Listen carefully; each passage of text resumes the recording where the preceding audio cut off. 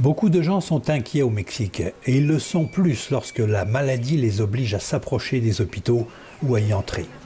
Officiellement, tout est sous contrôle, même si le pic de l'épidémie n'a pas encore été atteint et si elle frappe encore plus la région de la capitale avec ses 22 millions d'habitants. Les tests manquent et les familles craignent la contagion, comme cet homme dont la mère d'une famille de 8 est à l'hôpital. Il est sûr que les chiffres sont sous-estimés.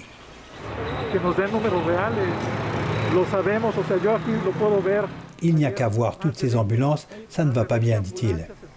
Et le trafic d'ambulances est particulièrement chargé près des résidences pour personnes âgées, comme ici à Monterrey dans le nord. Autre signe qui ne trompe pas, les crématoriums qui ont du mal à suivre, comme celui de Xochimilco au sud de Mexico. Malgré ça, le gouvernement mexicain est prêt à rouvrir le pays.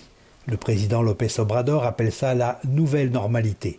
Ce sera progressif dès le 18 mai pour les régions peu touchées et ensuite le 1er juin, mais avec des limites selon les couleurs, du vert au rouge.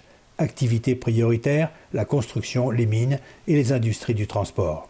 Nada por la fuerza, todo por la razón y el derecho. Cela se fera de façon volontaire, dit le président. Rien par la force, et tout par la raison et le droit. Il faudra surmonter l'inquiétude des travailleurs du secteur automobile près de la frontière. Certaines usines ont été touchées par la maladie et ont dû fermer. Les travailleurs protestent parce qu'ils se sentent mal protégés, mais en même temps, ils aimeraient bien reprendre le travail. La situation économique du Mexique est critique depuis plus d'1 an et le premier trimestre a été catastrophique. Jean-Michel Leprince, Radio-Canada, Montréal.